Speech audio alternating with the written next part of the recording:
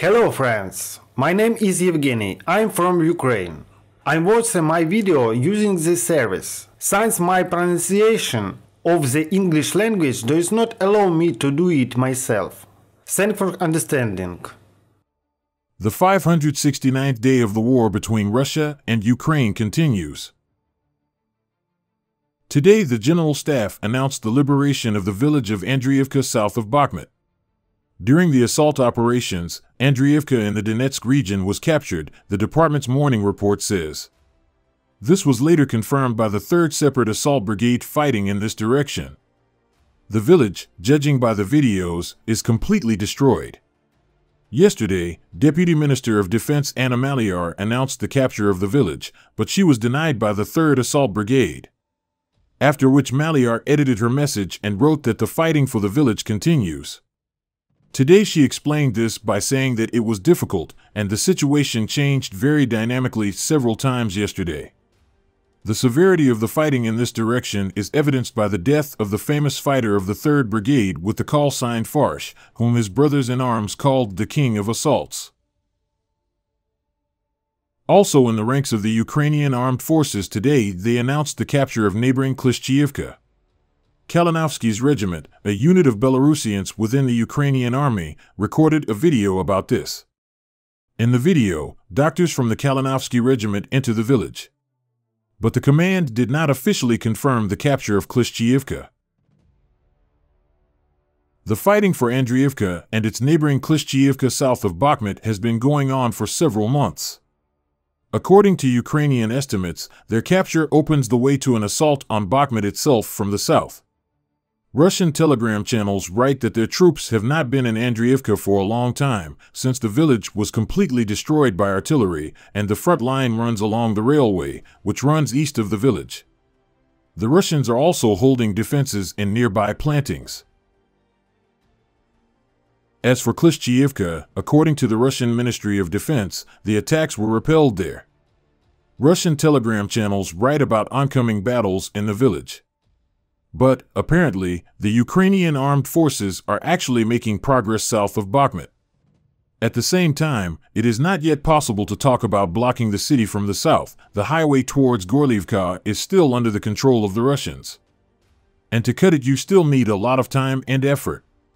At the same time, the Ukrainian army has no progress in the north of Bakhmut, and, according to the General Staff, the Russians have been attacking in the Bohdanivka area for several days.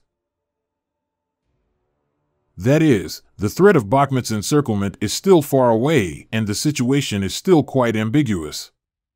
Including in the political sense, Ukraine is spending resources on villages around Bakhmut, although the West is against it and proposes to throw all its forces into an assault on the strategically higher priority southern direction.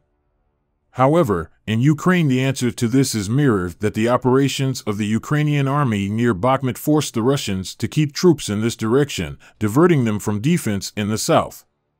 But it's difficult to say whose reserves are being used up more with this approach.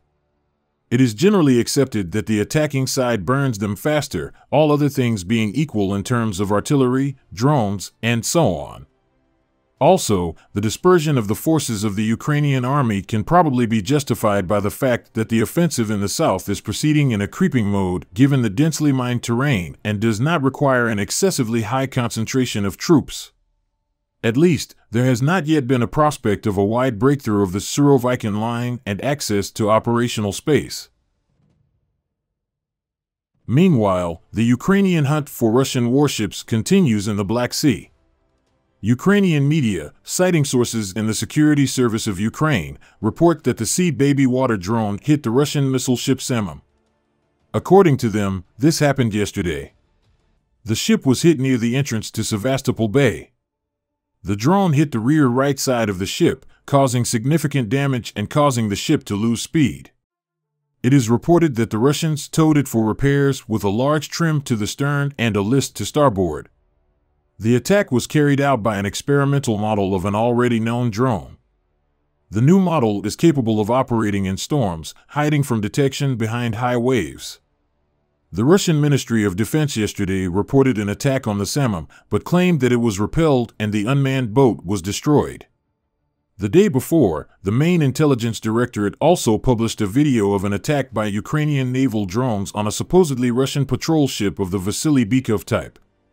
The Russian Ministry of Defense says the attack was repelled.